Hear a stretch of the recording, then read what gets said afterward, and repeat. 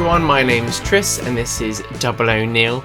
This channel is about model railways and I'm going to talk to you about one of my model railway journeys from 2 points of view.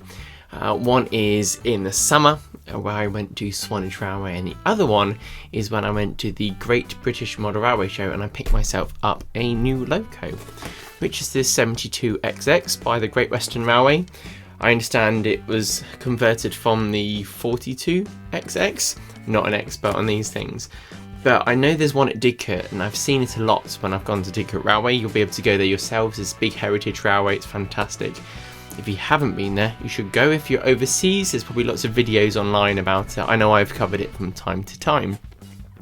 But the 72xx is, in my view, a bit of a beast. It's a 282. Which means it's kind of designed towards doing the heavy pulling, the freight. It's got small wheels, it'll work hard. I know there's an exception with the 9F which could go really fast as well, but we won't go into that because I don't know much more about that.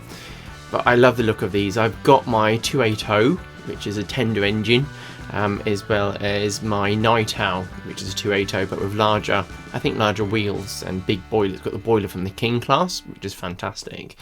So this one we're going to have a little look at. I picked it up for £100. I wasn't sure if I was spending too much money, but there was another one that was £80 that was there. I had some glue marks on the body and the side. I wasn't really interested in that because what if I can't clean that up very well? And I end up with an £80 loco, whereas there was a £100 one. And I thought, great. So I get it home and I take a look at it. So let's open it up and I'll show you what I found anyway. It's got all the normal packaging. It's quite modern. It says DCC inside, which is great. So I just thought, brilliant. It's not like an old style chassis where I've got to rewire things, which isn't a problem. But get your instructions. It says 42, 52 and 72 class. And it looks pretty brand new, this loco, when I opened it up.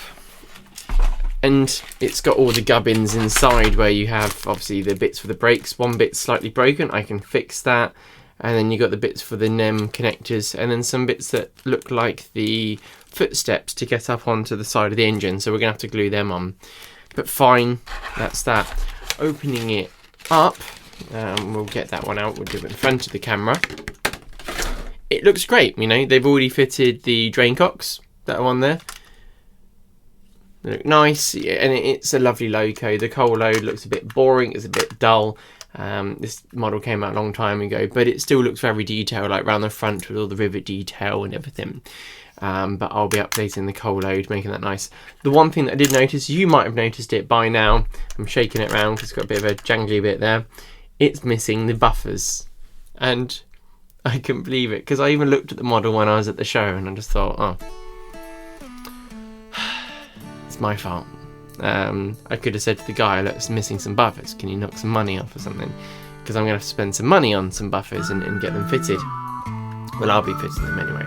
That's what we'll be doing today, because I've got some square based parallel buffers from Alan Gibson. I tried to find just some solid ones. I couldn't find any through hunting. I normally go on dark castings and they've got a bunch of bits through, I think it's MJT, and I couldn't get them. They've got ones for the kind of the wagons and coaches, but if you know where you can get just the straight white metal ones that would fit locos normally, leave me a comment if you could. That'd be really nice. See if I can find them. But I've got these sprung ones, which you can get them from like Peter Spares, as well as I think you can get them on. No, I haven't found them on dark castings. I've only found them on like Peter Spares and various things. So I'm gonna get these fitted.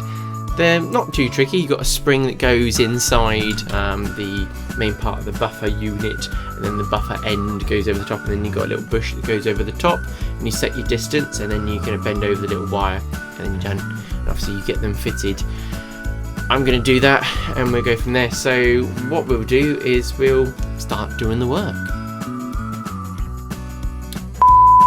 Hang on, I just spotted something else that's missing. I'm missing the filler cap on top of the tank. I'm probably going to find more things as I'm going through it. I feel like my £100 wasn't well spent.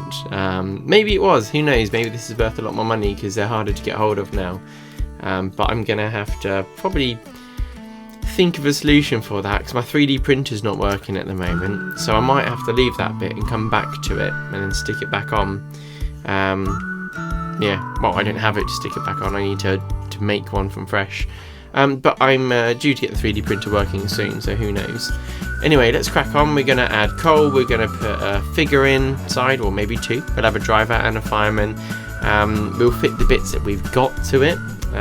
And after everything's done and it's all kind of fixed up, we'll take it on the layout. We'll have a look. Also, whilst doing that, we'll check out the times at Swanage that I had. Swanage Railway is a absolutely beautiful place. You've got the sights of Corfe Castle when you're there. You've got the town to walk around afterwards, which is an absolute joy. The seaside to walk on. You've got your sandy beaches. I stayed down there with my girlfriend. That was really nice. And we had a lot of walks, and we had a ride on the train, and it was brilliant. I've taken some shots. Hopefully it's all worked out nicely. Hopefully you enjoy them. I'll put them in between things for you to enjoy. But Swanage Railway at this time of year is a bit colder, maybe not as enjoyable to go to as in when it was summer, but I'm sure it would be an absolute delight when you go down there. They seem to be running quite a lot up and down. So anyway, for a second time, let's have a go.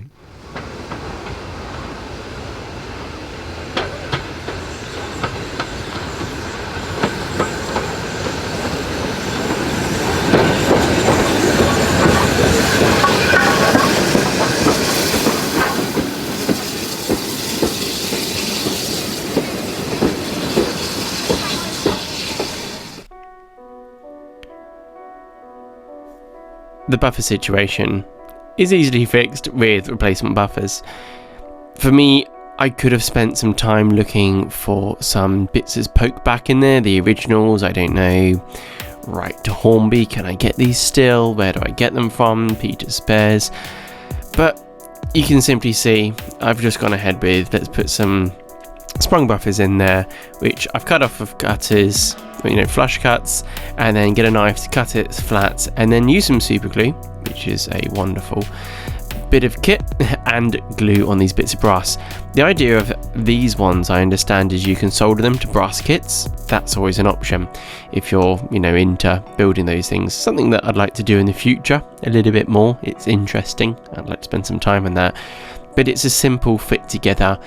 You've got a tiny spring, which I lost 2 of them out of the 4, so the pack of 4 only was required to give me 2 lots, but really all it can do now is 2. Those springs are these tiny little copper things, and they were great, but they're very springy and pinged away, and I probably hoovered them up by now. So really just fit them, you poke in the buffer bit, and then you bend over a little bit of wire that sat behind the little bush that you put on afterwards, and it holds it in. You can buy them already built. I've seen some, and I think I used them on a recent project, a completely built assembled set, and they're great. One place that I did spot that you can get some is Wizard Models. They do a lot of things, as well as Peter Spares. There are probably many other places you can buy these things from, but they're the places that I know of that I can buy. Once they're fitted, I decided to use some white primer paint to very much do it. I don't know how different it is to white primer / white, it's what is the differences, but the idea of primering something is so you've got a surface that's keyed into first, and then after that I'm using some Vallejo. This is a flat red, and it always seems to work out quite nicely for the buffer beam, so when I paint this on, it blends in quite nicely with the red that's already there. I went for 2 coats of this. The 2 coats is a simple rule, you can even go for 3. Just do it thinly. Don't put too much on the paintbrush, and spread it out over the brush so you're not glooping it on and losing detail. It's very easy to lose detail, but it's also very easy to keep it, and that's just a bit of time. I always add a little bit of water to the brush before I touch the paint. I didn't really show it this time, but as you can see here, I've kept the rivet detail, and it looks nice. It's red, and when I weather it up, it will kind of look nice. I actually put a little bit of a black wash over the really shiny buffer ends, because that's very fresh looking. The front ones are a lot duller. These are brilliant. They are by Comet Models, and they are the Tender Steps and Loco Steps. And one thing I noticed also on this model is that one side of the steps were missing. The ones that take you to look at the coal bunker, one side was on, one side was off, so I've taken off both, well, the other one, so there's both missing. and I'm going to fit these. And you're going to use a soldering iron to solder the centre step in, fine, so if you're only good at that. But I don't think that's probably essential. You could probably just use a bit of super glue and it'll be fine. One thing I noticed when cutting these, it's quite hard to cut with the scalpel blade. So I'm thinking maybe a standing blade might be worth having sitting around in my bits for. Sometimes the tougher ones to do. And then you just bend the steps over. One thing that I naively didn't do is bend the side of the step up as well to finish off. But I did that whilst it was on the model. But fine, even during the soldering stage, which I had put a tiny bit of flux on there first, just to make it take, so it just wicks in and does it nice and easily. The tricky bit with these was actually keeping it square.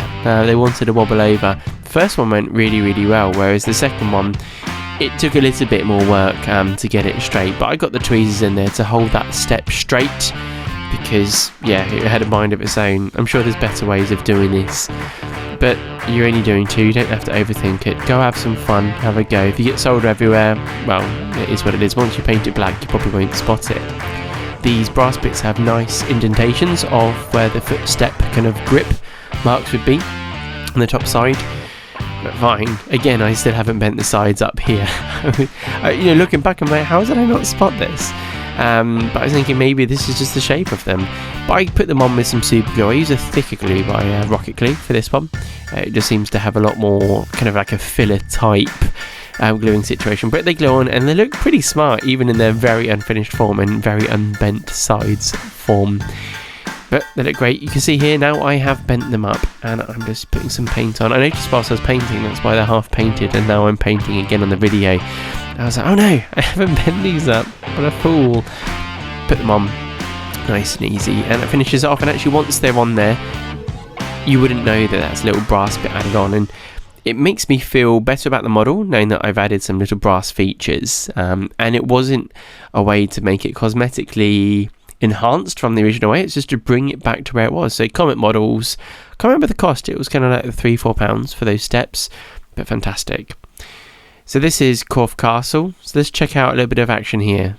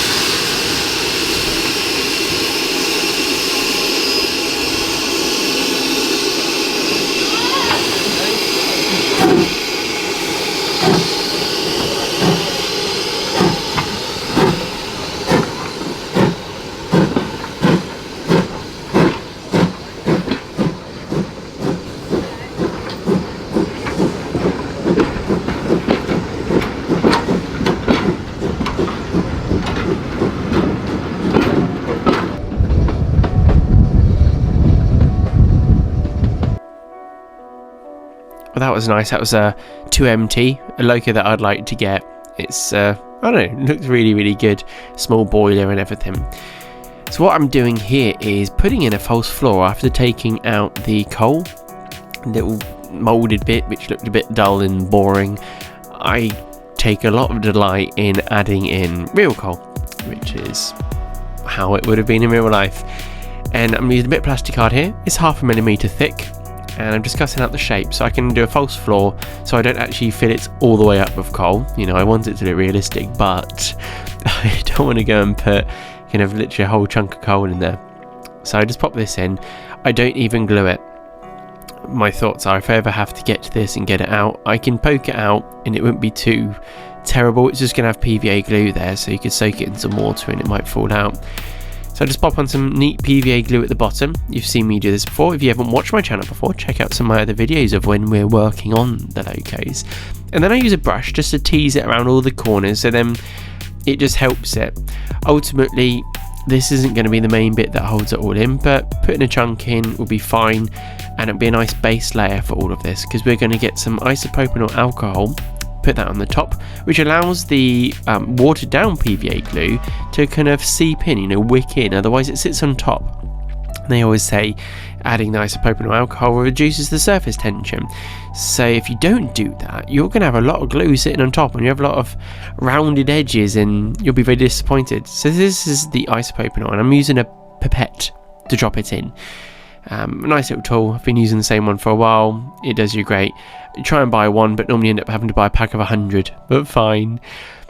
Dropping it in. This is one of my Metcalf little droppers for normal bits of wood glue, but I have a watered down wood glue mix in one on the standby for whenever I want to do this. I don't have to do any mixing up just for this stage. So this all dries and it'll be fine. Whilst it is drying, we're going to paint up our nice people. These are from Dark Castings. They're Monty's models, and they are the leaning driver set. Okay, so if you look up, go on Dark Castings website, click on the Monty's models 00 gauge, and there's a bunch of different ones that you can get. It's kind of great. I enjoy painting these. This is probably one of my favourite stages of doing a loco, is painting up the guys.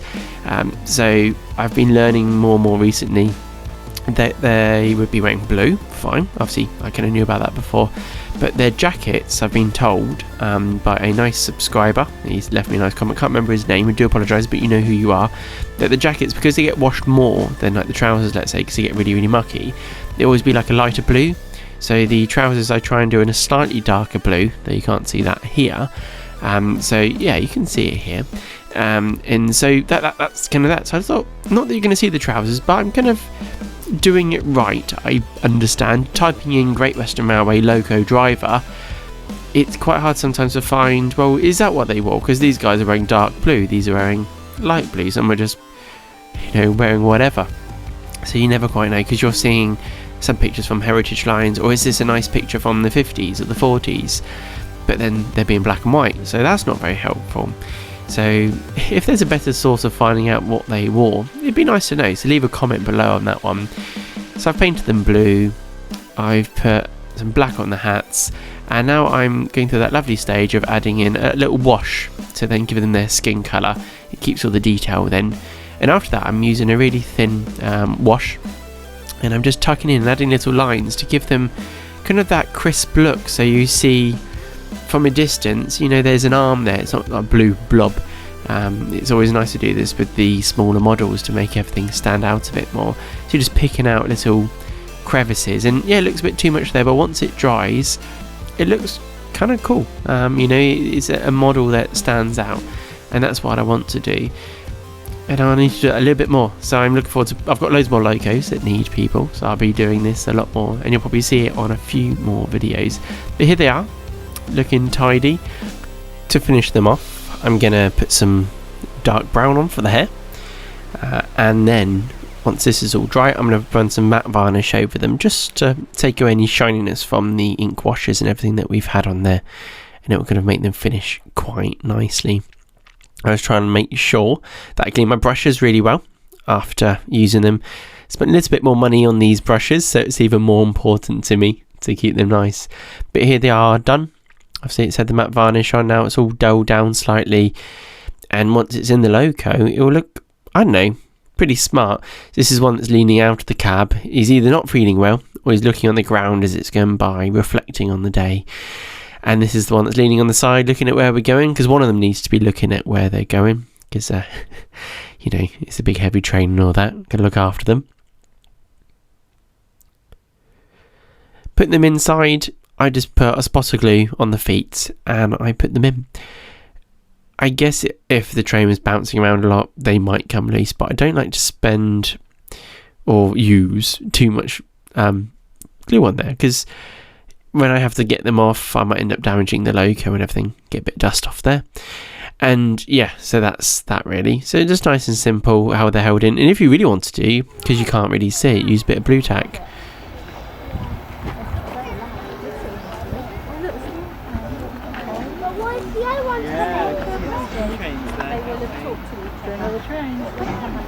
Oh wow.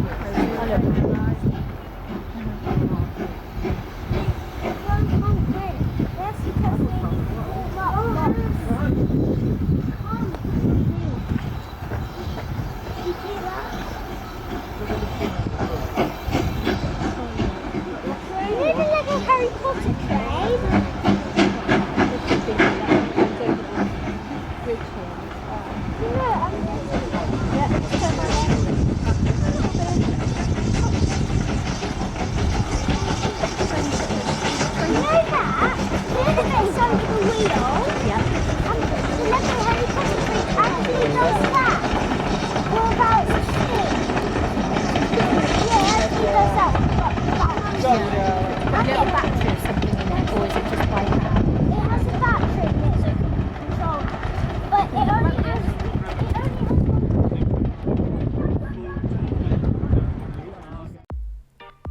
The next step, and the one bit that I'd been not looking forward to, was, let's call it, scratch building a new filler cap for the Loco.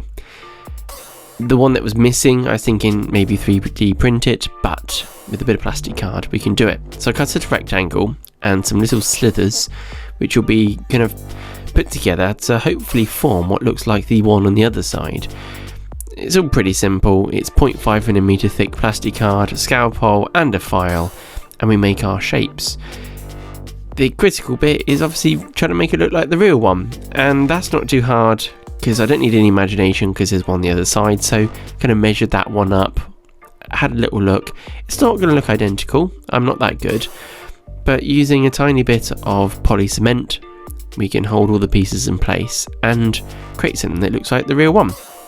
I'm happy with how this has turned out. It looks like the other side, nice and simple, and it encourages me to do it in the future. So sticking it on, putting some paint on, yeah, you could probably tell that it's a different one, but I think it's alright. Adding little details like a small shovel on the back, and there's lots of other things we can also add. We even put the vacuum pipe on the rear. I'm kind of happy with how this is coming together, but I want to add a bit more to it now.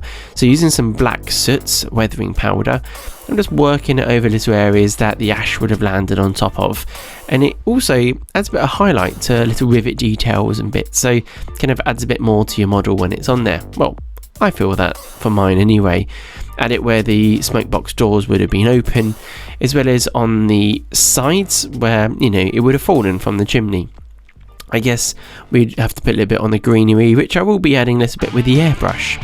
So using the airbrush, I'm going to focus first on the wheels and use some sleeper grime and not go too crazy on it. I always find when I watch my videos back, I'm going a bit crazy with the airbrush, swinging it left and right, but I'm always worried about getting too much in one area, so I kind of just dust it backwards and forwards and just work those wheels. I'll spin the wheels round using a battery or the DCC controller depending on the Loco, but I just work it till there's like a dusting on them that kind of makes them look less brand new and clean and like it's been used. It's a freight Loco. I kind of think my view is it'd be a little bit mucky as an engine than some of the express ones which I want to have it representing a nice train as it's putting up to a station. It's going to look smart. So really on this I kind of do a few dustings over the top and I'm quite happy. So we do the smoke box a little bit more, and then I'll also aim at the cab, because the cab top, you'd imagine that would get done. I'm aiming down all the black metal areas that would just make the rivet detail basically pop out a little bit more, because there's some greys highlighting things, and even touch the top of the cylinders and the steps that are there. I'm thinking this is the right kind of thing to do. I've been watching so many people doing weathering that go to shows and see some wonderful models, so I'm having a go, and the more I do this, hopefully the better I'll get. But you won't get any better if you don't have a go. So take a risk on some of your Locos, maybe ones that don't mean as much to you, but if you've got a bit of confidence, do it to the ones that mean something to you, and it'll make that model mean even more to you. With this done, I've actually been adding some satin varnish on the green areas just to help make that pop up a bit more, to give it that shine, and then you'll have more of a dull on the other areas. Now these are Fox transfers, and they are not just transfers, they are brass plaques that can go on the side. So Fox transfers do these fantastic cab plaques as well as the transfers. These ones turned out to be red that I ordered. I maybe just didn't look on the website properly, but I've painted them black in the gaps. Had to be careful not to get it all over the writing, and then all I do is I trim them out of the brass etching that they've created. But they're fantastic items, and it means that instead of having a painted a cab plate, I'm going to have one that's sticking out. It's embossed, it's looking nice, and it's genuinely out of brass. So a tiny bit of glue on there. I'm just using some rocket glue again. It's the thicker type. That sits on there, and then I just drop the part in place really carefully, because you want it sitting square and over the top of the old one. But it kind of brings your model up a bit more. These are actually a bit more than you'd think possibly. I don't know how much you expect to pay, but they're £6.50. But for what I've spent on the model, I bought a crew for it. I've put lots of time into it. I put the buffers on there. Let's finish it off with a set of plates, and it's worth it for me because I've got a really fantastic model now, and it's something that I'm actually very proud of. So honestly, chuffed to bits with that. But let's take a look at it going around the layouts.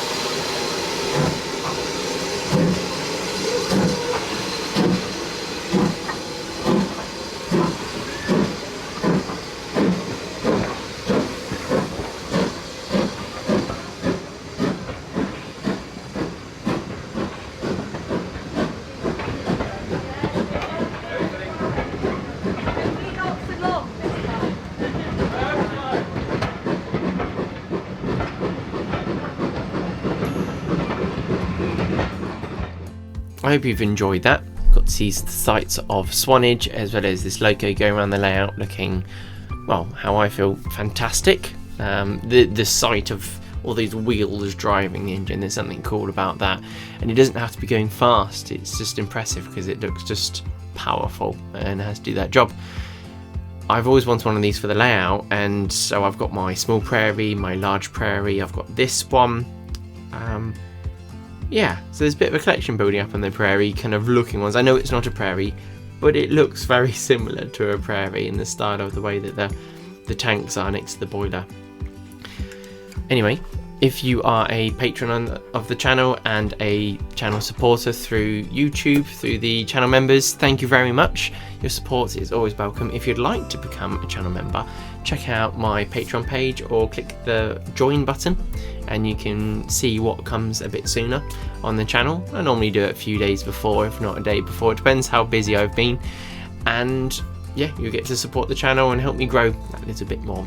Anyway, thank you very much. You all take care. Thank you for watching as always. Don't forget to hit subscribe if you liked the channel and you want to watch a bit more. Hit the like button if you liked it, and even leave me a comment and let me know what you thought of the episode and what you'd like to see in the future possibly. Anyway, take care all of you. Goodbye.